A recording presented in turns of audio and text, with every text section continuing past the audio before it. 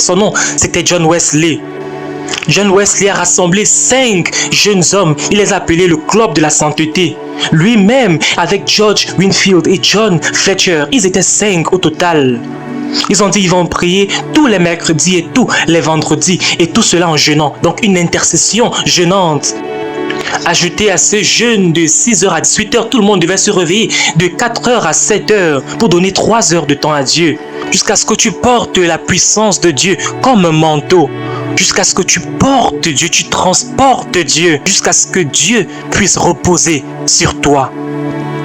Et partout où tu entres, tu portes, tu transportes cette divine présence sur toi et en toi. Mon Dieu et mon Dieu, je peux t'assurer que 5 minutes de prière ne vont pas te donner cela. Je puis t'assurer que 5 minutes de prière ne vont pas te donner de pouvoir apporter cette présence de Dieu puissamment. 1 heure de prière ne va pas être suffisante. Même 5 heures de prière ne sont pas suffisantes. Qu'est-ce qui est donc suffisant? C'est quand tu t'attends à Dieu dans sa présence, quand tu laisses tout de côté. Entre dans sa présence. Je n'ai jamais vu un homme dans le royaume que Dieu a élevé, qui est devenu quelqu'un d'influent, qui a affecté les générations sans s'attendre à Dieu, sans s'attendre dans sa présence. Vous savez, le docteur Miles Monroe jeûnait 21 jours chaque année, sans nourriture, juste de l'eau. Et quand il part dans ce jeûne, il entre dans ce jeûne, sa femme se joint à lui, son fils se joint à lui, sa fille se joint à lui. Tout le monde dans la maison. Aucun repas pendant 21 jours. Je ne dis pas qu'on jeûne partiellement et on mange à 18h, non. On jeûne pendant 21 jours, juste de l'eau. Il voulait que ses enfants comprennent ce que ça veut dire, le prix à payer. Le prix à payer, le prix qu'il paye pour être l'homme qu'il est dans le royaume de Dieu. Il leur montrait cet exemple, je fais ce que je fais parce que je jeûne 21 jours sans manger, parce qu'il s'attend dans la présence de Dieu, parce qu'il passe le temps dans la présence de Dieu. Il était un conseiller de plus de 13 gouvernements. Il est conseiller de président, de sénateur. C'était un homme qui était tellement demandé. C'était pas la sagesse de la lecture des livres, mais c'est quand on cherche Dieu de tout notre cœur parce qu'il était dans la présence de Dieu. Et notre génération doit comprendre qu'on doit s'attendre dans la présence de Dieu. On doit rester dans la présence de Dieu jusqu'à ce qu'on transporte la puissance de Dieu. Je remercie Dieu pour les généraux qu'il est en train de susciter. Par exemple, Michael Rocco. On ne le connaissait pas dans les années 2008, 2009, 2010. Personne ne le connaissait. On ne le connaissait pas. Personne n'avait entendu parler de lui en 2011, en 2012. Personne ne parlait de lui. Il n'était personne. Jusqu'à ce qu'il a décidé de commencer à s'attendre dans la présence de Dieu. Il a commencé un jeûne. Ce jeûne est parti de 2012 à 2013, à 2014, 2015, 2016 et 2017. Plus de 5 ans. Il a jeûné. Il mangeait un repas par jour dans la nuit. Un seul repas par jour. 5 ans à s'attendre dans la présence de Dieu. Et cela jusqu'à ce que l'ancien des âges ne puisse reposer sur lui. Et à partir de ce moment, le monde entier a commencé à solliciter ce prédicateur. Et si on vérifie son agenda aujourd'hui, il va aller prêcher au Zimbabwe, ensuite il va partir prêcher dans tel pays, aux États-Unis, il va partir à Onitsha au Nigeria, après cela il va partir à Londres, après Londres il va partir à Aba au Nigeria. Il est partout dans le monde entier aujourd'hui. Pourquoi? Parce qu'il a décidé d'obéir aux Écritures. La parole de Dieu nous demande de pouvoir attendre. Il a attendu dans la présence de Dieu, il a recherché Dieu de tout son cœur. Johnson Suleiman, plusieurs personnes se questionnent sur son ministère, mais je puis vous garantir qu'aucun homme qui porte la gloire de Dieu ne peut ne pas avoir des accusations. C'est comme Jésus-Christ lui-même. On disait qu'il était Belzébub, qu'il agissait par Belzébub. On va t'accuser, on va te critiquer. Il y a une fois où personne ne connaissait Johnson Suleiman, mais il a décidé de s'attendre dans la présence de Dieu. Ça, c'était en 1999, personne ne le connaissait. Et c'est à ce moment qu'il a décidé de s'attendre dans la présence de Dieu, de minuit à 5 heures, tous les jours, 5 heures de prière et d'attente dans la présence de Dieu, de recherche de Dieu, 365 jours où il s'attend à Dieu et il dort juste quelques heures en journée. Vous pensez que c'est facile? Essayez cela pendant une semaine parce que plusieurs d'entre nous, on sait mal parler des généraux de Dieu, on les condamne. On investigue, on critique, mais vous n'êtes même pas capable de faire le quart de ce qu'il fait. Mais il y a une génération que Dieu cherche aujourd'hui, ceux qui vont s'attendre à lui, qui vont le rechercher.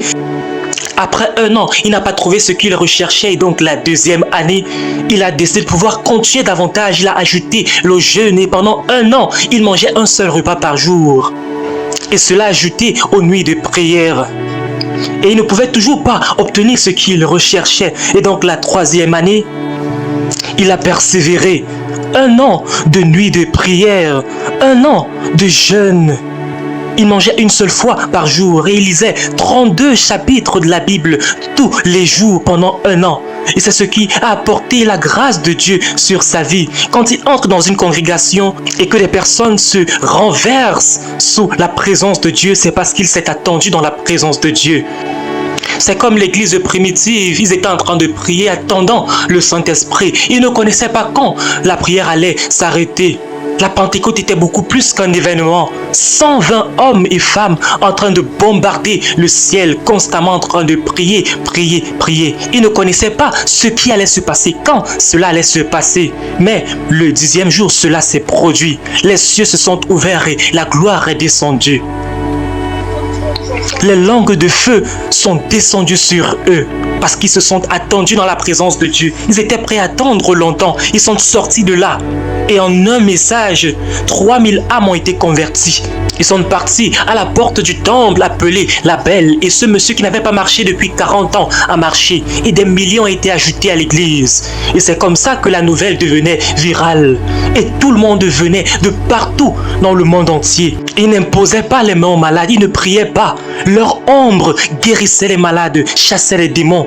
Parce que des hommes et des femmes avaient décidé de s'attendre dans la présence de Dieu. Des hommes ordinaires, des pécheurs, des personnes qui n'avaient pas d'éducation. Mais ils ont payé le prix. Ils se sont attendus dans la présence de Dieu. Et après cette époque, il y avait plus de 1400-1500 ans de ténèbres. Quand Dieu ne pouvait pas trouver un groupe de personnes qui étaient prêts à s'attendre dans la présence de Dieu, jusqu'à porter la présence de Dieu. Et c'est ainsi que les ténèbres ont recouvert la surface de la terre. Et après ces 1500 ans, un homme est venu, a été suscité. Un homme qui a organisé un groupe de jeunes hommes pour s'attendre jusqu'à ce que Dieu puisse agir. Son nom, c'était John Wesley. John Wesley a rassemblé 5 jeunes hommes. Il les a appelés le Club de la Sainteté. Lui-même, avec George Whitefield et John Fletcher, ils étaient 5 au total. Ils ont dit qu'ils vont prier tous les mercredis et tous les vendredis. Et tout cela en jeûnant. Donc une intercession jeûnante. Ajouté à ce jeûne de 6h à 18h, tout le monde devait se réveiller de 4h à 7h pour donner 3 heures de temps à Dieu. Si vous pensez que c'est facile, essayez cela demain matin. Essayez de vous réveiller à 4h du matin et prier pendant 3 heures de temps. Mais 5 jeunes hommes ont décidé de le faire. Ajoutez à cela, chaque vendredi, ils se réunissaient et ils priaient pendant toute la nuit. Et il n'y avait pas de date limite à cela. Ils priaient jusqu'à ce que Dieu devait se manifester. Ils ont gardé ce rythme pendant 1 an et rien ne s'est produit. 1 an et demi, rien ne s'est produit. 2 ans, rien ne s'est produit. Après 2 ans, les 5 hommes étaient maintenant 70 en total. Et voici maintenant 70 hommes qui jeûnent 2 fois par semaine, qui ont une nuit de prière tous les vendredis et qui prient pendant 3 heures tous les matins. Et pendant qu'ils ont continué comme ça, une fois à minuit, pendant une nuit de prière de vendredi, ce qui s'est passé dans les Actes des Apôtres s'est produit parmi eux. Les cieux se sont ouverts et la gloire de Dieu est descendue. Ils sont tous tombés sous l'onction. Vous savez, le fait que les gens tombent sous l'onction aujourd'hui, c'est pas quelque chose qui a commencé aujourd'hui. Tous sont tombés sous l'onction. En fait, ils étaient dans cette condition pendant 3 heures. Après cela, ils ont chanté un cantique. Et ensuite, ils ont décidé de partir à l'église ensemble un dimanche matin. Il se trouvait que ce qu'ils transportaient était tellement lourd que les paroissiens tombaient sous l'onction au XVIIe siècle. Et le prêtre de la paroisse a dit, je ne sais pas où ces hommes sont partis pour avoir ce pouvoir, mais ceci n'est pas Dieu, ceci est démoniaque, c'est satanique. Il les a excommuniés tous, et tous ces jeunes hommes sont partis de là. Ils ont été excommuniés de l'église anglicane, et John Wesley a commencé son ministère. Et le feu du réveil s'est manifesté comme dans les Actes des Apôtres. Et partout en Europe, en Angleterre, au pays de Galles, en Écosse. Un autre homme également appelé George Whitefield a envoyé un message à John Wesley. Il a dit, s'il te plaît, est-ce que tu peux venir ici? Et George Whitefield est parti à Jonathan Edwards. Et il a dit que ce qui s'est passé en Europe avec les John Wesley doit également se produire avec eux. On lui a dit, si tu veux voir cela, toutes les familles de ton église doivent devenir des maisons de prière. Ils doivent tous prier pour que Dieu puisse se mouvoir. Tu dois commencer à jeûner, à prier jusqu'à ce que le ciel s'ouvre, et c'est ce qui s'est produit. Et Jonathan Edwards a pris un jeûne de 3 jours avec 12 paroissiens. Et ils ont atterri pour aller prêcher dans une église un dimanche matin. Il était myope, Jonathan Edwards était myope, et le message qu'il a prêché ce matin, et c'était un message qu'on appelle aujourd'hui le premier réveil aux États-Unis. Il était tellement myope qu'il devait lire mot à mot tous les mots dans son cahier.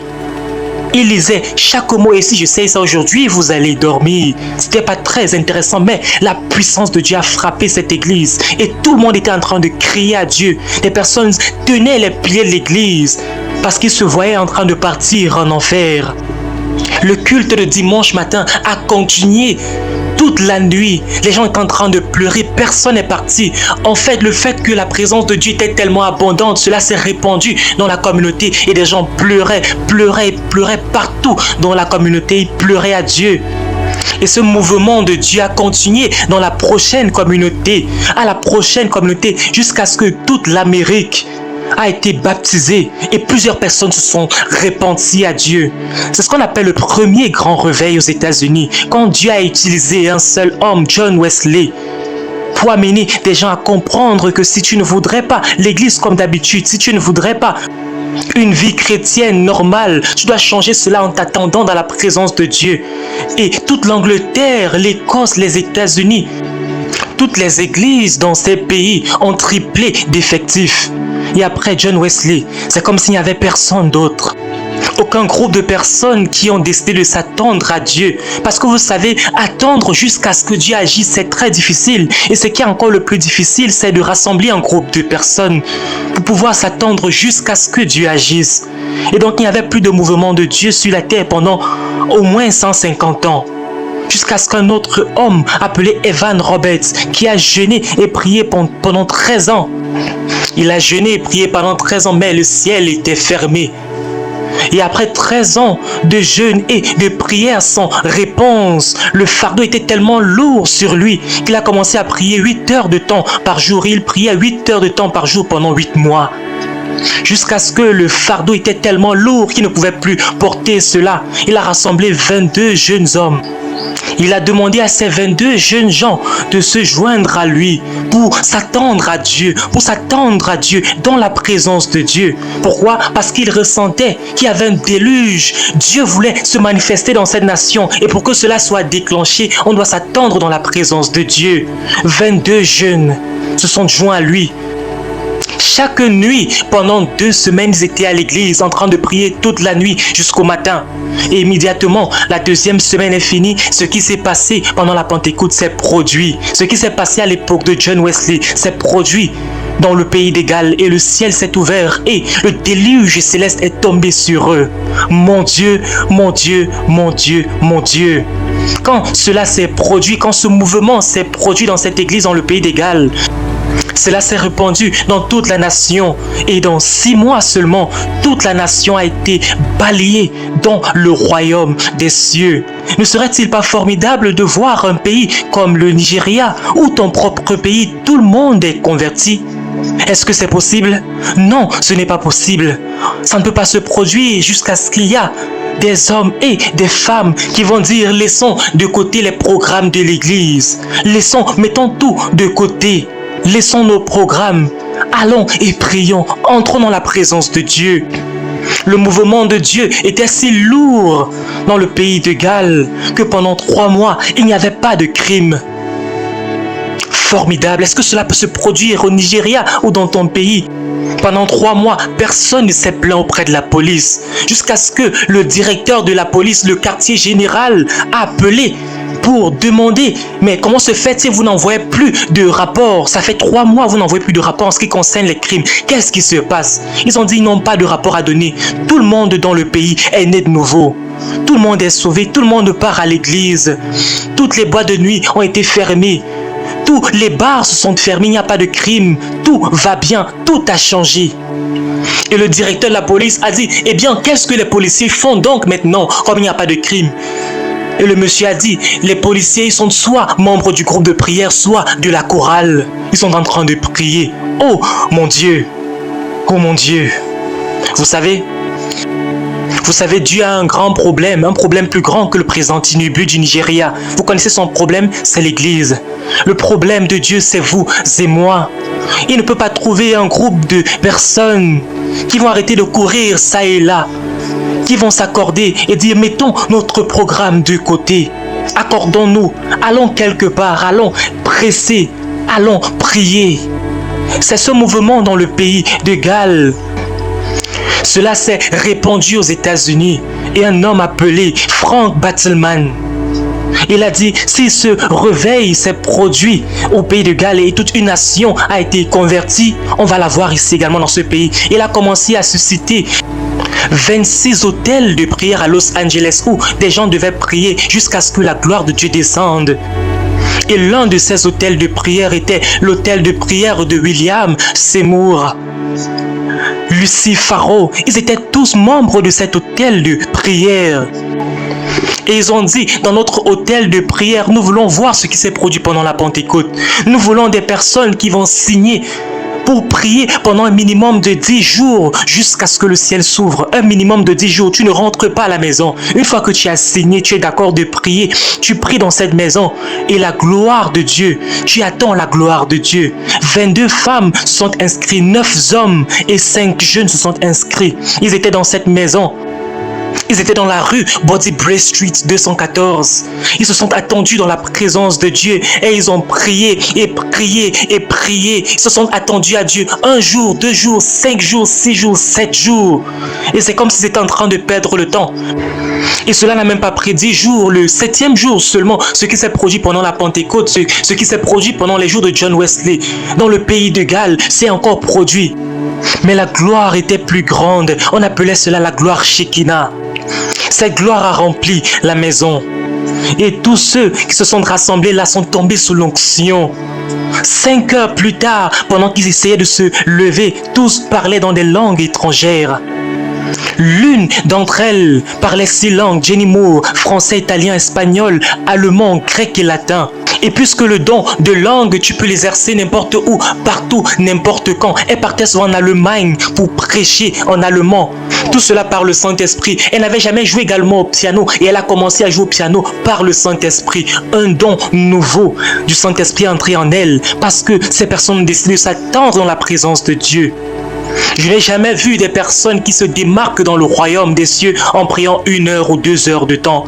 C'est beau, mais c'est pas suffisant. Toutes les personnes que je connais qui ont impacté le monde entier, qui ont fait avancer le royaume de Dieu, ce sont des hommes et des femmes qui ont décidé de s'attendre dans la présence de Dieu, attendre jusqu'à ce que quelque chose bouge. La puissance de Dieu était tellement lourde dans cette salle. Des miracles extraordinaires se produisaient, des parties du corps croissaient. Il y avait des milliers de personnes qui ont rempli cette maison. Et sur cette rue, il y avait plus de 100 personnes tombées sous l'onction. Aucune voiture ne pouvait passer. Il y avait l'embouteillage partout. Toute la ville était littéralement arrêtée. Des écoles sont fermées.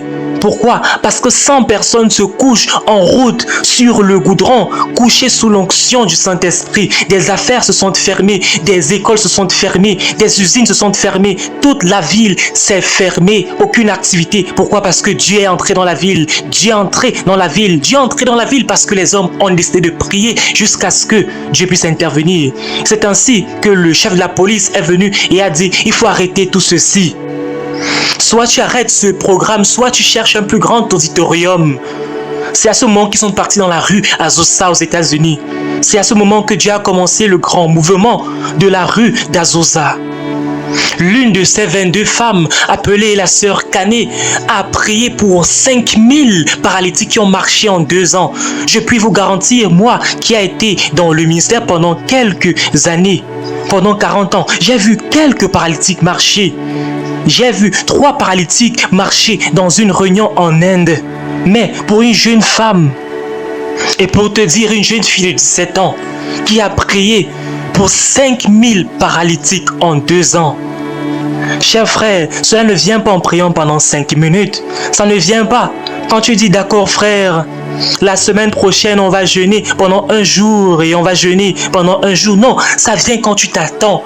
Tu t'attends indéfiniment dans la présence de Dieu. Oh Dieu, oh Dieu, oh Dieu, oh Dieu. Bill Burns a ouvert les yeux de 9000 aveugles en 2 ans et demi. Et le mouvement de Dieu dans la rue Azusa était phénoménal. Pourquoi? Parce que 22 femmes, 9 hommes et 5 jeunes se sont mis de côté.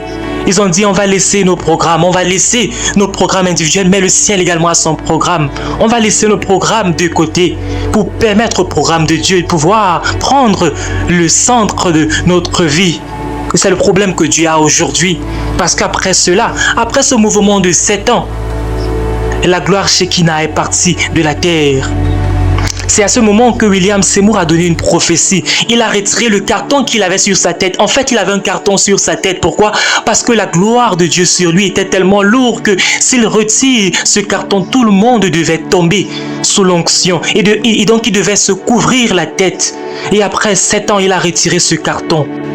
C'est à ce moment qu'il s'est levé. Il a dit ainsi, parle l'Éternel. Cette gloire Shekinah retourne au ciel. Et cette gloire va rester au ciel pendant à peu près 100 ans.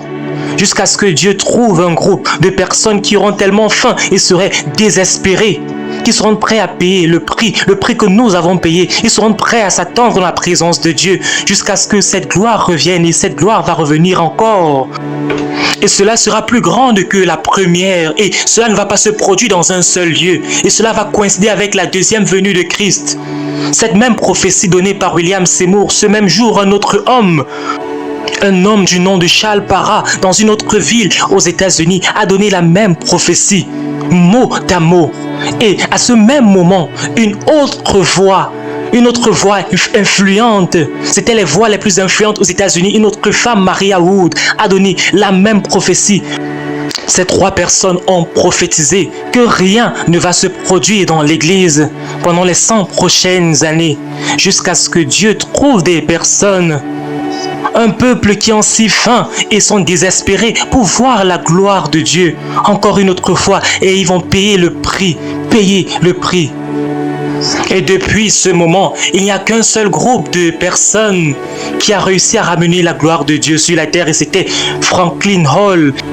Il a écrit un livre sur le pouvoir atomique du jeûne et de la prière en 1947. Et quand il a écrit ce livre, Franklin Hall a sorti une révélation. Il a dit Jésus a jeûné 40 jours et 40 nuits pour faire descendre la gloire. Même chose pour Élie. Même chose pour Moïse qui a jeûné 40 jours et 40 nuits pour faire descendre la gloire. Si c'est le prix à payer pour faire descendre la gloire. On va donc faire un appel partout en Amérique. Si nous pouvons payer le prix, Dieu va sûrement descendre. Donc il a fait un appel des hommes de Dieu, des femmes de Dieu. Quiconque est prêt à le joindre et s'engage pendant 40 jours et 40 nuits sans nourriture et seulement l'eau. Venez et rencontrez-moi à Phoenix, Arizona. Et 300 hommes de Dieu se sont joints à lui. Quelle armée, quelle grande armée, mon Dieu. Non pas 40 jours où on va jeûner jusqu'à 18 h, non. Et pendant ces jeûnes partiels, je passe 2 heures de temps à l'église, le pasteur prêche, la chorale chante. Et vous priez seulement 5 minutes. Et tu dis, on a essayé. De ces 300 personnes qui étaient en train de jeûner, 28 sont morts. Quel prix! Mais à la fin de cela, 150 hommes et des femmes ont été visités par des anges de guérison. Catherine Kuhlman et Allen Tommy Hicks. Un ange lui est apparu dans sa chambre et lui a dit « J'ai été envoyé depuis la présence de Dieu. En réponse à tes prières, mon nom, c'est pluie de guérison et de réveil. J'ai été assigné à ta vie jusqu'à la fin de ta vie. William Branham, un ange lui est apparu.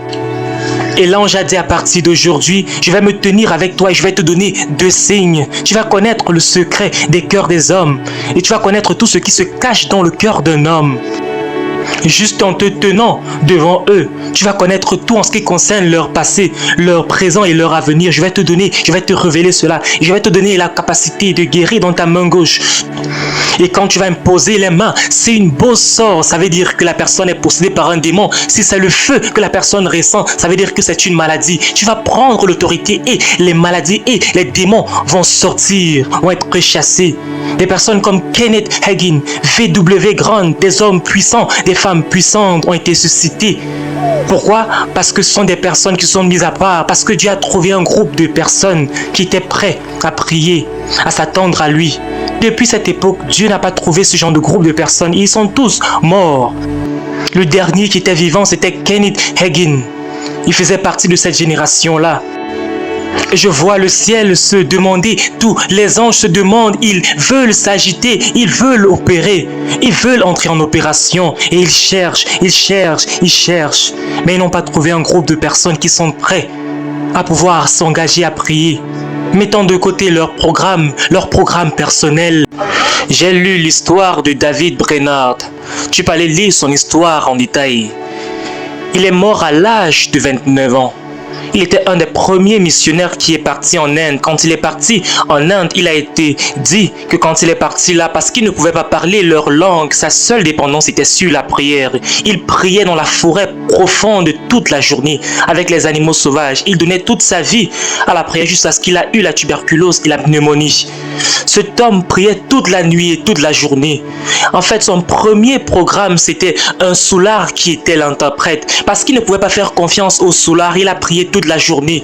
Quand le soulard a commencé à interpréter, on écoutait sa voix comme dans l'esprit. Quand il a fini de prêcher, il y a eu un déversement du Saint-Esprit et tout l'endroit a été rempli de la gloire de Dieu. Les gens ont commencé à donner leur vie à Jésus-Christ. Il y a des méchants qui voulaient le tuer en Inde. Donc on leur a dit que cet homme est parti prier dans la forêt. Ils sont partis avec des gens pour le tuer. Quand on a ouvert sa case où il priait dans l'esprit. Il priait pour leur salut. Et quelque chose de surprenant s'est passé. Ils ont vu un serpent venimeux qui était à côté de lui en train de s'enrôler, prêt à le mordre. Il ne s'est même pas rendu compte qu'il y avait un serpent venimeux à côté de lui. Et le serpent est venu devant son visage, à côté de ses lèvres, et le serpent s'est retourné. Il est parti. Quand ces méchants hommes ont vu que le serpent est parti, ils ont su qu'il était un homme de Dieu. On a commencé à l'appeler Dieu. Et le soir, il a prêché la parole de Dieu. Tous ont donné leur vie à Jésus-Christ. En fait, un jour, il était en train de neiger et il priait tellement intensément dans la neige qu'il a commencé à transpirer pendant l'hiver. Et sa sueur a commencé à fondre la neige qui était sur lui. Ça veut dire que sa prière était tellement intense et puissante. C'était ça David Brainerd. Vous connaissez sa dernière prière avant qu'il ne meure. Il est mort à 29 ans. Il a dit: je soupire être une flamme de feu, continuellement en train de briller dans le service et la construction du royaume de Dieu jusqu'à mon dernier souffle. Aujourd'hui, son journal intime parle pour lui. John Wesley a lu son journal intime. William Curie a lu son journal intime.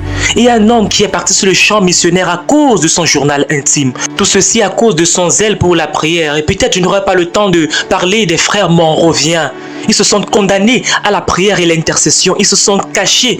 Ils étaient dans une grotte. Ils étaient en prière. Ils priaient pendant 24 heures. Ils priaient tour après tour. Ils priaient 24 heures sur 24, 7 jours par semaine. Ils sont à l'origine de plusieurs réveils dans le monde entier. Ils ont prié 24 heures par jour pendant 100 ans. Un homme appelé Yolande Ravihill.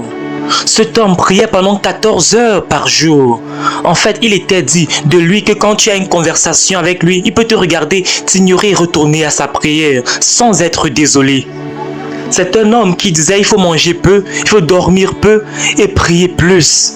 C'était ça sa devise. Il y avait un homme qu'on appelait Praying Hyde. Hyde de prière, un grand homme de prière. C'est un homme qui priait toute sa vie. Il a passé toute sa vie à prier. Il a prié jusqu'à ce que son cœur ait quitté du côté gauche au côté droit. Il s'est fait examiner à l'hôpital. On lui a dit que la seule façon que son cœur revienne en place, c'est qu'il se taise pendant 4 ans. Il a dit, merci docteur. Il est rentré à la prière. Il a prié jusqu'à ce que le cœur revienne en place. C'était un homme qui passait toute sa journée en train de gémir pour le salut des âmes. Et c'est parvenu un moment où il priait pour une âme par jour. Il disait, Seigneur, donne-moi une âme par jour. Il va rentrer au ministère et une âme va venir. Pendant une année, 365 jours, Dieu a exaucé sa prière. La prochaine année, il a dit, Seigneur, je veux 2 âmes chaque jour. Et il priait pendant 365 jours, 2 âmes par jour. L'année qui suivait, il a demandé 3 âmes. L'année qui suivait, 4 âmes. Et il le gagnait 4 âmes par jour. Il a commencé à organiser des croisades.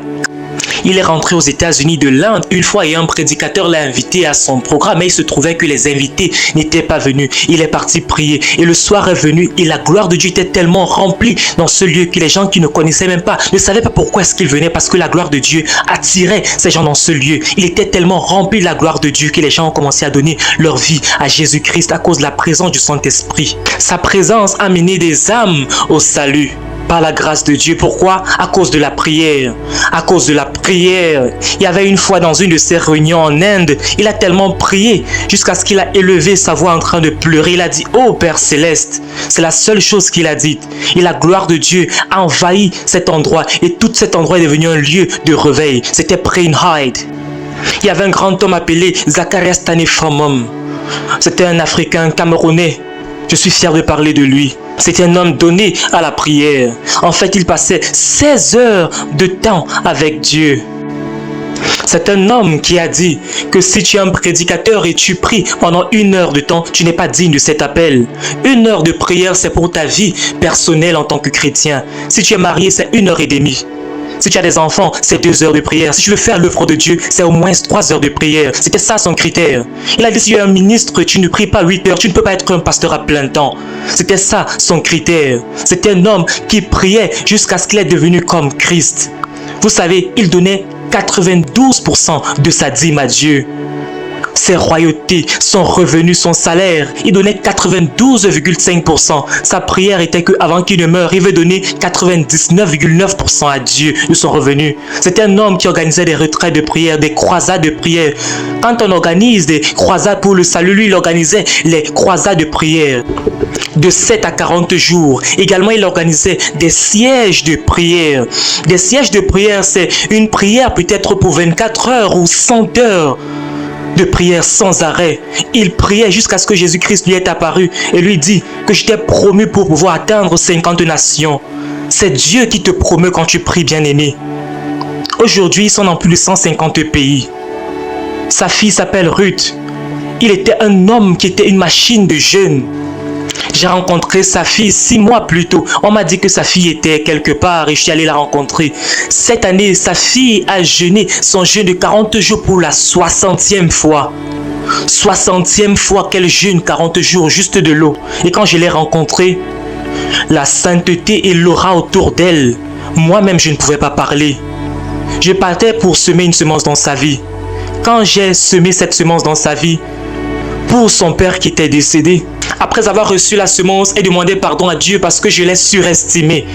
Elle disait à Dieu, pardonne-moi. Pendant 15 minutes, Seigneur, pardonne-moi. J'étais comme un poisson qui était hors de la mer, tellement rempli de sainteté. Rempli de sainteté. Ils ont organisé un programme en Inde et il y avait 600 000 personnes dans la foule. 600 000 personnes. Comment est-ce qu'ils le font? C'est par la prière. Elle m'a dit, elle va m'amener au Cameroun l'année prochaine par la grâce de Dieu. Et au Cameroun, ce qui se passe, c'est que les enfants de 14 ans jeûnent les jeûnes de 21 jours. Les enfants de 18 ans jeûnent le jeûne de 40 jours. Souvent, c'est la 5e fois, la 16e fois, la 7e fois qu'ils le font. Et toi, tu ne jeûnes même pas pour un seul jour.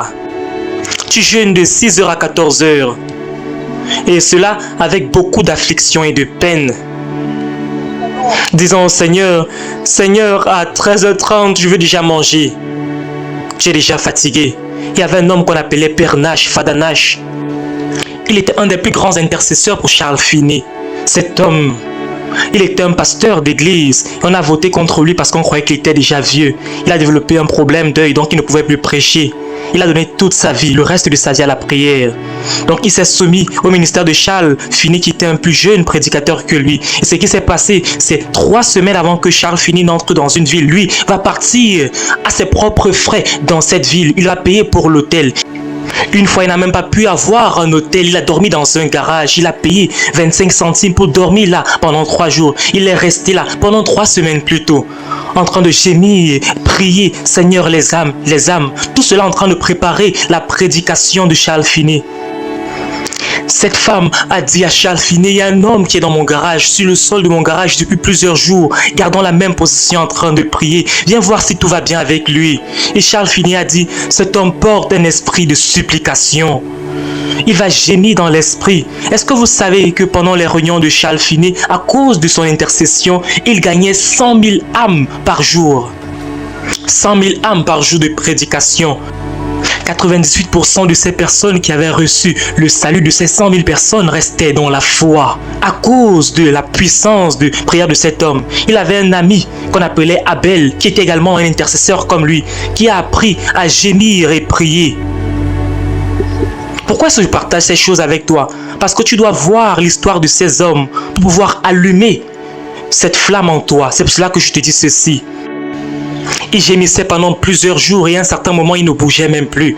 Il était dit d'Abel Clary qu'il y a des moments où il pouvait gémir pendant 3 jours sans s'arrêter. Et quand il se lève, il ne peut plus marcher. Il va encore se recoucher pour continuer à prier.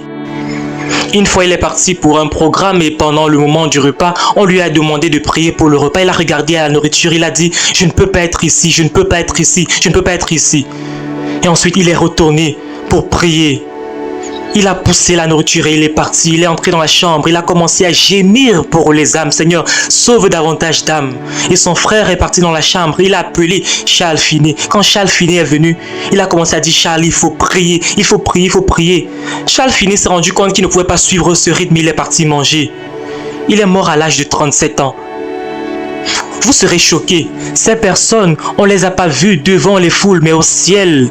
Les centaines de milliers d'âmes qui ont été sauvées par Charles Finney chaque jour.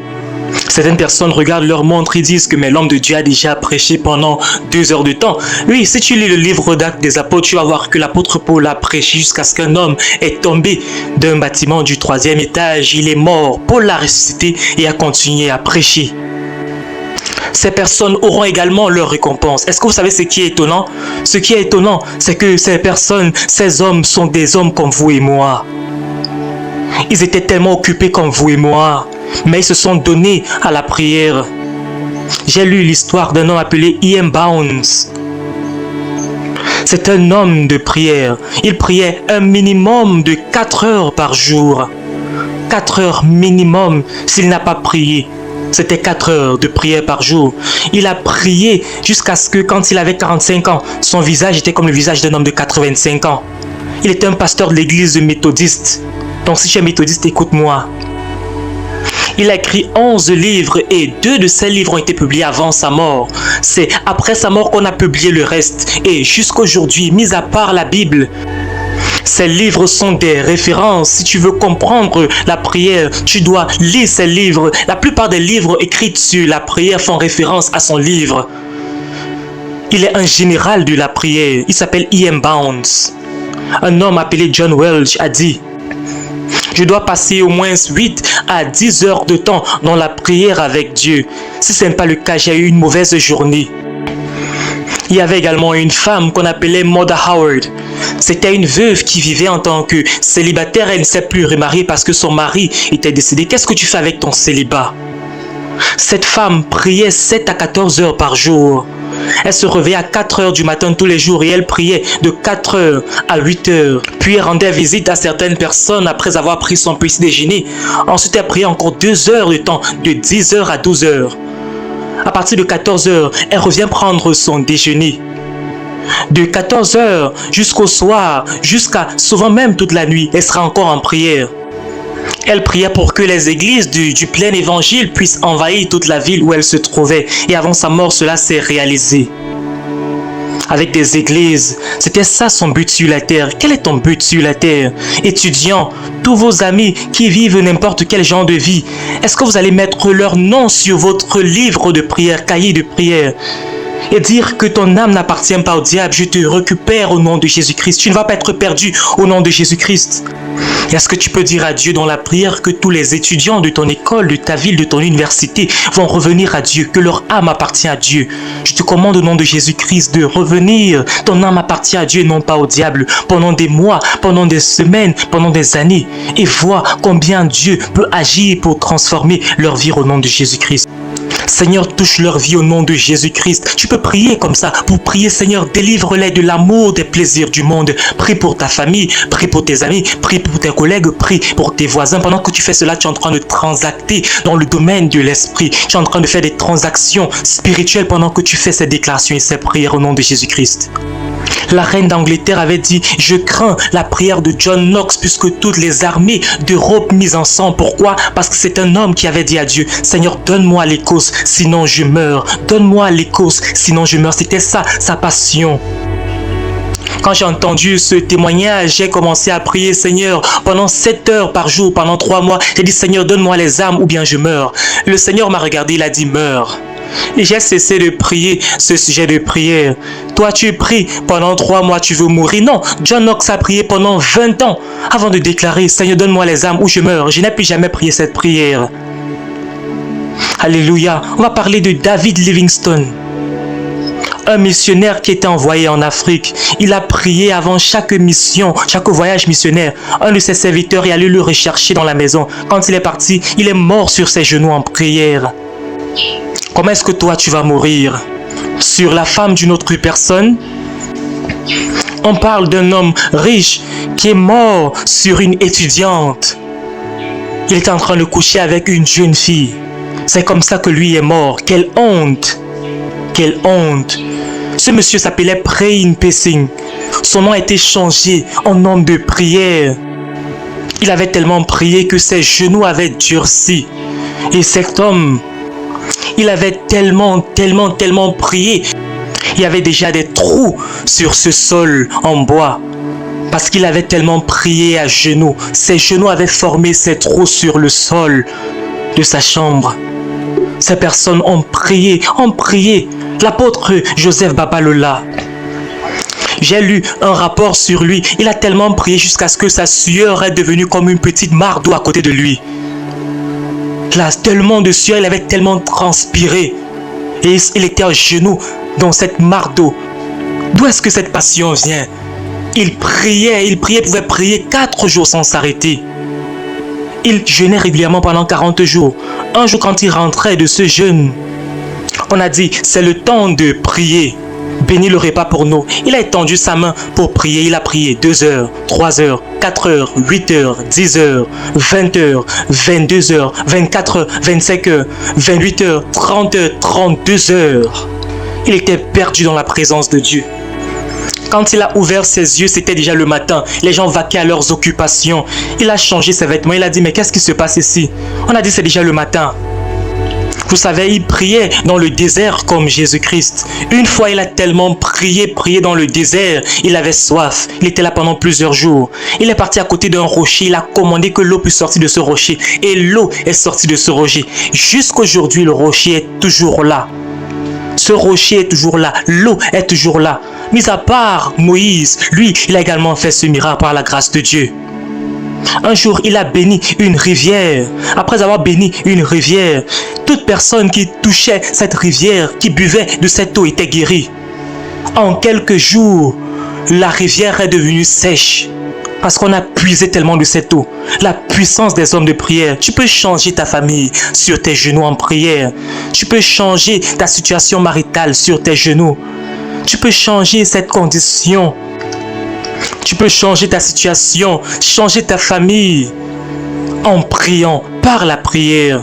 George Muller, il avait un orphelinat d'au moins 2000 personnes. Il avait juré de ne jamais supplier quelqu'un pour l'aumône. Chaque matin, il rassemblait tous les élèves, les enfants de cet orphelinat. Il leur disait, prenez vos plats Et il leur disait, bientôt nous allons manger. Et il priait pendant des heures alors qu'il n'y avait pas de la nourriture. Il s'asseyait. Et une fois, on raconte qu'il y a un homme qui transportait du lait et du gâteau pour partir dans une autre ville. Et il se trouve que son camion s'est gâté en chemin à côté de cet orphelinat. Et ce chauffeur savait que s'il devait transporter cette nourriture pour partir dans la ville de destination, il devait sûrement arriver et que la nourriture devait être gâtée. Donc il a décidé d'offrir ceci. Il a demandé, est-ce que vous avez besoin de lait, de gâteau?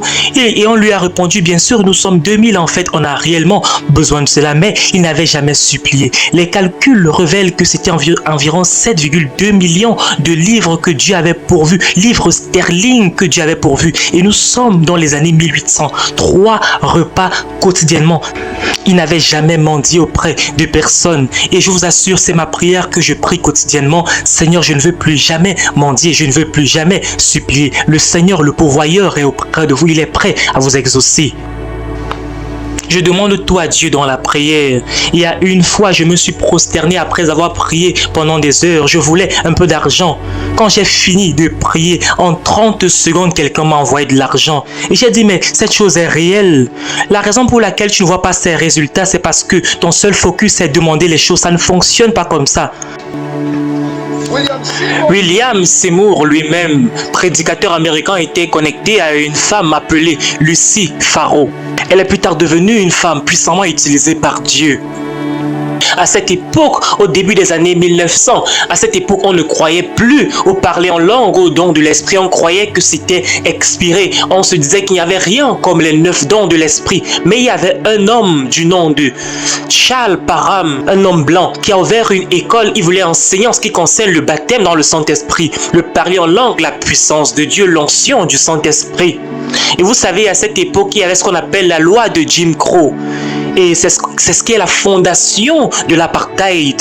Et cette loi stipulait que les noirs et les blancs ne devaient pas se mélanger. Si un blanc s'assoit sur cette chaise, tous les noirs doivent sortir et se mettre à l'arrière. Si un homme blanc entre dans un bus, tous les noirs doivent entrer, aller à l'arrière. Si un homme blanc est en train de marcher sur une rue et qu'un blanc est en train de venir vers lui, il doit traverser la route pour que l'homme blanc puisse passer. C'est la loi de Jim Crow. La loi de Jim Crow disait que partout aux États-Unis, quand c'est 18h, tous les noirs doivent être à la maison. Tu ne dois pas être hors de ta maison après 18h. Si on t'attrape, tu vas être en prison pendant 21 jours. La loi de Jim Crow. Mais nous allons voir comment Dieu va se manifester dans cette époque.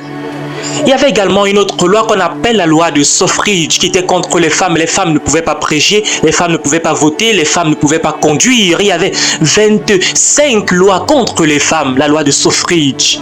Donc si tu es noir et que tu es également une femme, c'était une situation terrible. Tu étais le dernier, ou dirais-je, la dernière des dernières. Et il y avait Charles Parham qui enseignait dans son université qu'il avait créé seulement pour les blancs puisque les noirs ne pouvaient pas participer. Et il y avait cette femme du nom de Lucy Farrow qui était employée comme chef et cuisinait pour eux. Elle était également nounou des enfants de ces blancs. Écoutez très bien cette histoire s'il vous plaît. Et pendant que Charles Parham était en train d'enseigner sur le Saint-Esprit, il utilisait Joël 2 verset 28. Et cela disait, je déverserai mon esprit sur toute chair, sur vos fils et vos filles prophétiseront. Pendant que Lucy Farrow était en train de nettoyer, elle disait, Seigneur, est-ce que je fais partie de ceux sur qui on va déverser l'esprit, sur les filles dont tu parles là? Et on dit également sur les serviteurs et les servantes. Est-ce que, Seigneur, on parle également de moi? Est-ce que pour ces servantes-là, on parle également des noirs? Est-ce qu'on parle également des femmes? Et vos femmes prophétiseront, vos filles prophétiseront. Ici, on dit que les femmes ne peuvent pas prêcher, mais toi, tu dis que les femmes prophétiseront. Si ce que toi, tu dis est vrai, Seigneur, il faut traverser d'abord ces personnes et déverse ton esprit sur moi. Je vais expérimenter ceci. Est-ce que tu peux, s'il te plaît, Père éternel, les traverser tous? Parce qu'elle avait tellement faim et soif. Et elle disait, si c'est vrai, je veux voir cela se manifester. Et c'est comme ça que la puissance de Dieu est descendue sur Lucy Farrow. C'est la première personne dans l'histoire des Noirs qui avait porté tellement de puissance. En fait, elle avait un don qu'on appelle la zénolalie. C'est beaucoup plus que le parler en langue. C'est parler dans des langues étrangères sans jamais avoir appris cela. Et donc, elle voyageait souvent pour aller en Allemagne pour prêcher sans interprète. Et elle n'avait jamais appris l'allemand. Elle avait également le don de guérison. Elle était capable de faire des guérisons extraordinaires. Elle était puissamment utilisée par Dieu. Et il n'y avait pas de Blancs qui opéraient à une telle puissance à cette époque. Donc quand les Blancs avaient une conférence en ce qui concerne rendre le ministère, le don de guérison, guérir les malades, guérir les paralytiques, faire descendre le Saint-Esprit et tout cela, elle était la première personne qu'on appelait. Et c'est elle qui a brisé la loi de Jim Crow, la première personne dans l'histoire parce que le Saint-Esprit est descendu. Vous savez, quand on ferme les portes du Saint-Esprit, les ouvre pour vous. Le Saint-Esprit, la première noire qui était capable de faire cela. Et en plus, elle était une femme, le Saint-Esprit. Quand on dit que tu n'es pas qualifié, le Saint-Esprit va te qualifier. J'espère que vous écoutez, que vous êtes bénis par ceci. Et c'était Lucie Faro, à cause de la grâce qu'elle portait, grâce à cette grâce qu'elle portait. Elle a ouvert la porte pour l'église et elle a permis à William Seymour de pouvoir l'assister en tant que pasteur. Et elle a dit, William Seymour, tu dois venir dans cette université qui n'est que pour les Blancs. C'est ainsi que William Seymour a fait cette université. Comme il était le seul noir, il devait s'asseoir à l'extérieur pour prendre ses cours par la fenêtre. Après ses études, il a joint une cellule de prière et une des cellules, une parmi les 21 cellules de prière de Frank Batzelman. Et il a décidé de prier jusqu'à ce que le Saint-Esprit, jusqu'à ce que le ciel devait s'ouvrir, comme à l'époque des apôtres. Et dans cette cellule de prière de Lucie Faro avec Frank Batzelman et William Seymour et tous ces hommes de Dieu puissamment utilisés par la suite, ils ont lu comment l'église primitive a prié pendant 10 jours et 10 nuits jusqu'à ce que le Saint-Esprit descende. Et ils ont dit que si c'est le prix à payer pour le réveil, s'ils devaient payer, si les apôtres devaient payer ce prix à l'époque, nous allons payer le même prix. Et donc ils ont fait une publication à Los Angeles, puisqu'ils étaient à Los Angeles, que quiconque est prêt à se joindre à nous, quiconque veut prier jusqu'à ce que la gloire de Dieu descende, il faut venir dans telle rue. La rue Bernie Bay. Quand tu vas arriver là, tu devais signer un registre pour dire que tu vas prier pendant ces 10 jours et 10 nuits sans sortir. Et c'était ça la condition. Ils s'étaient engagés tous à prier. 22 femmes sont venues, se sont enregistrées. 9 hommes se sont enregistrés.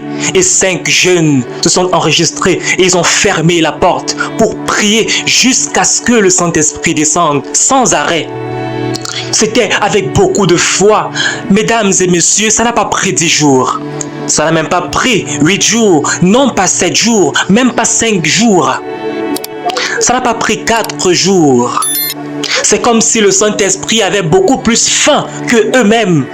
Tout ce qu'il attend, c'est que le peuple puisse remplir la condition de pouvoir s'engager à prier. Et ce 3e jour, le Saint-Esprit est descendu. La puissance d'en haut est descendue. Ils sont tombés sous l'onction du Saint-Esprit. Ce n'était pas juste l'onction du Saint-Esprit, c'est ce qu'on appelle la gloire Shekinah. La gloire Shekinah est descendue sur eux. La gloire Shekinah, c'était ce pilier de feu et de nuée qui accompagnait le peuple d'Israël pendant 40 ans dans le désert. Mesdames et messieurs, frères et sœurs, je vous assure, c'est quelque chose de puissant. On n'a pas vu cela dans notre génération. Il y avait une génération, quand ils se réunissaient, la nuée remplissait la maison et le feu brûlait sur les toits. C'est ce qu'on appelle la gloire Shekinah. Je vous assure, cela revient encore par la grâce de Dieu. Quand la gloire Shekinah remplit cette maison, il y avait une femme du nom de Jenny Moore. Elle a parlé en 6 langues, sans jamais avoir appris cela par le passé. Le français, l'espagnol, le latin, le grec, l'allemand. C'est le don de Zénolali, 6 langues au total. Elle voyageait souvent dans plusieurs nations dans le monde entier et elle prêchait sans interprète dans le Saint-Esprit. Et ce jour, le Saint-Esprit est descendu sur Jenny Moore. Elle a commencé à jouer au piano sans jamais avoir appris cela. Mais ce jour, par la grâce de Dieu, ce don est descendu sur elle. Le don, le meilleur jeu de piano que tu aies jamais entendu, c'est descendu sur elle par le Saint-Esprit. Et vous savez, pendant que j'élève ma main maintenant, que le Saint-Esprit puisse descendre sur quelqu'un qui écoute ce message maintenant, par la grâce de Dieu, qu'il y ait un dépôt du Saint-Esprit, maintenant la puissance du Saint-Esprit. Et j'espère que vous êtes connectés pour recevoir ceci. C'est ce que le Saint-Esprit peut faire un don inhabituel, une onction inhabituelle, une grâce inhabituelle. Et c'était Jenny Moore qui a épousé William Seymour. Il faut dire que le mouvement de Dieu était puissant à ce moment. Et le mouvement de Dieu dans cette maison, c'était pas une église, c'était juste la maison d'une personne. C'était tellement lourd et puissant qu'en 2 mois seulement, ils avaient plus de 2000 personnes qui étaient autour d'eux, autour de cette maison. Une foule de 2000 personnes. Vous savez, quand la gloire de Dieu descend, des choses incroyables se produisent. Nous sommes à Dubaï maintenant. Quand la gloire de Dieu va descendre, les Arabes vont se prosterner. Personne ne peut arrêter la gloire de Dieu. Les seules personnes qui arrêtent la gloire de Dieu, c'est l'Église. Ce sont des frères eux-mêmes parce qu'ils ne veulent pas payer le prix. Le prix, c'est de pouvoir prier et attendre jusqu'à ce que Dieu se manifeste. La prière et le jeûne. Donc, en 2 mois, une foule de 2000 personnes sont venues. Et il faut connaître que quand la gloire de Dieu descend, en hébreu, on l'appelle kabod, le poids lourd de Dieu, il va s'asseoir sur toi. Les gens tombaient au milieu de la rue, au milieu de la route, sous l'onction du Saint-Esprit. Vous savez, dans une ville comme Los Angeles, une centaine de personnes qui sont tombées sous l'onction. Ça veut dire que c'est quelque chose de terrible. On a arrêté cette ville, les activités se sont arrêtées pendant un bon moment. Les écoles se sont fermées, les usines se sont fermées, les écoles se sont fermées. Pourquoi? Parce que l'Éternel Dieu est descendu dans cette ville par sa gloire. Et le maire de la ville, les anciens de la communauté sont venus vers William Seymour et ont dit il est mieux de chercher un endroit qui est beaucoup plus grand, ou bien vous allez arrêter cette activité. Et c'est à ce moment qu'ils sont partis à Azusa. Je vous donne l'enseignement, l'histoire de l'Église et le pentecôtisme aux États-Unis qui nous a affectés aujourd'hui. Et quand ils sont partis à Azusa, c'est ainsi que la gloire de Dieu est descendue toujours dans cet endroit. Et l'œuvre du Saint-Esprit était tellement puissante. Et le monde entier venait dans cet endroit où le ciel est descendu. Mesdames et messieurs, frères et sœurs, parmi ces 22 femmes qui s'étaient enregistrées, les 9 hommes et les 5 jeunes, c'est eux qui sont les pères et les grands-pères du pentecôtisme dans le monde entier. C'est eux qui ont grandement influencé le mouvement pentecôtiste et évangélique. C'est eux qui ont commencé les choses dans cette nouvelle ère au début des années 1900. Ils étaient puissamment utilisés par Dieu. Aujourd'hui, nous avons le département des jeunes à l'église, on a le département des enfants, on a le département des médias, on a la chorale, on a ceci, on a cela. Je vais vous dire quels étaient les départements qu'ils avaient à l'époque. Les premiers départements qu'ils avaient à l'époque, c'était le département de dentition. Incroyable! Qu'est-ce qu'il faisait dans ce département? La personne à la tête de ceci, c'était une jeune femme qui s'appelait Lucio. Elle était une femme très petite de taille. Toute personne qui manquait des dents, tu venais dans son département et elle devait mettre son doigt à cet endroit et les dents devaient pousser à l'instant. C'était ça la manifestation de la puissance de Dieu dans le département de dentition. Incroyable! Elle a fermé tous les cabinets de dentition de dentistes à Los Angeles à l'époque. Et la deuxième personne, c'était le département des personnes paralysées. Mama Kani était en charge de ce département. Elle a fait marcher 5000 personnes en 7 ans par la gloire de Dieu, par la puissance de Dieu. J'espère que vous m'écoutez, peuple de Dieu. J'ai été dans le ministère par la grâce de Dieu. L'année prochaine, c'est 40 ans.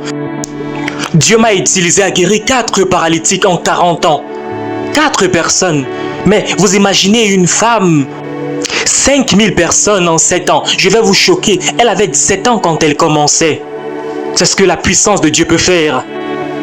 Vous savez, on n'a pas parce qu'on ne demande pas. Nous ne recevons pas parce que nous ne demandons pas. Et quand nous demandons, on veut satisfaire nos besoins égoïstes. Quand tu commences à prier, Seigneur, donne-moi le mariage, donne-moi la femme, donne-moi les enfants, donne-moi ceci pour moi. Tu ne t'attends pas à Dieu pour la bonne raison, pour les intérêts de Dieu. Jusqu'à ce qu'on laisse nos besoins égoïstes, nos prières égoïstes.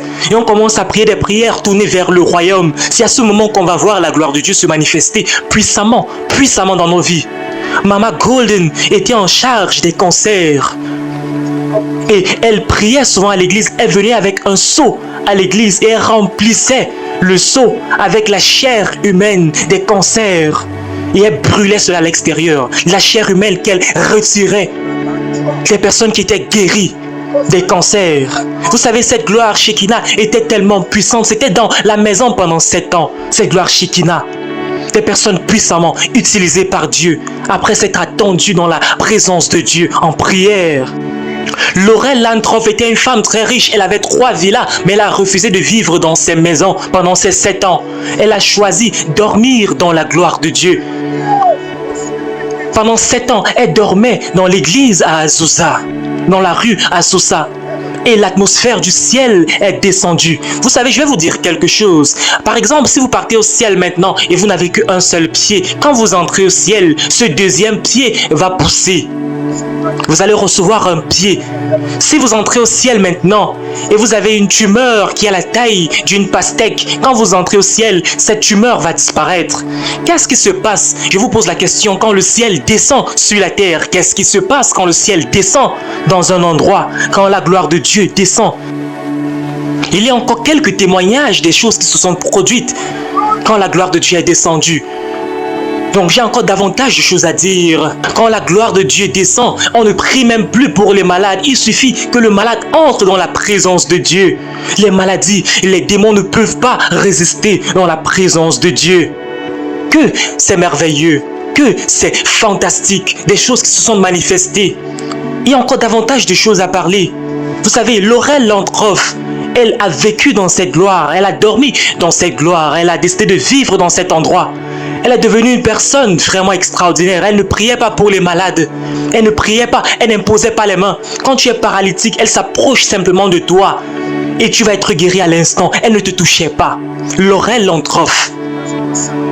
Plus de 7000 miracles de récréation attribués à son nom. C'est-à-dire que des parties du corps poussaient, des parties qui n'avaient pas existé par le passé. Des choses extraordinaires. 7000 miracles à son nom. Le frère Wilborn était en charge des aveugles et par la grâce de Dieu, il a ouvert 9000, les yeux de 9000 personnes en 7 ans. 9000 personnes ont recouvert la vue en 7 ans. C'est ce que Dieu peut faire. On va parler d'un autre département avant de conclure ce message aujourd'hui. J'espère que vous êtes bénis par cet enseignement. Même quand les 7 ans sont passés que la gloire est quittée d'Azusa, il y avait toujours des miracles et que l'église a continué à voir sa vie, entre guillemets, normale comme avant. Il y avait un homme de 93 ans à qui on a amené une femme aveugle avec son bâton. Un homme de 93 ans. On a dit, homme de Dieu, on sait que la gloire de Dieu est partie, mais est-ce que tu peux encore faire quelque chose? Est-ce que Dieu peut encore opérer? On a dit à une femme aveugle, elle est venue avec son bâton. Il a pris son bâton, il l'a cassé. Il a dit, madame, tu peux partir. Mais tu n'as pas prié pour moi. On a dit, madame, tu peux partir. Et quand elle s'est tournée, les yeux se sont ouverts. C'est ce que Dieu peut faire. Une femme qui était aveugle. Une génération qui a vu la gloire de Dieu. Une génération qui a prié pour que le ciel puisse s'ouvrir. Une génération qui a rencontré Dieu. Mes frères et sœurs en Christ, il n'y a qu'une seule chose qui reste, le réveil à échelle mondiale. C'est la seule chose qui reste, la seule chose que Dieu attend. Parce que Dieu voudrait voir des hommes, des femmes qui s'attendent à lui pour les bonnes raisons, qui sont prêts à prier, à s'attendre à lui pour qu'il puisse se manifester. Parce qu'après cela, c'est le jugement de Dieu qui va descendre. Mais avant cela, il y a juste un réveil. Il y a un réveil à échelle mondiale qui va se manifester. Et je prie, ma prière pour toi, c'est que tu puisses faire partie de ces personnes qui seront prêtes à s'attendre à Dieu dans sa présence, dans le jeûne et la prière pour la manifestation de sa puissance. Que Dieu vous bénisse abondamment.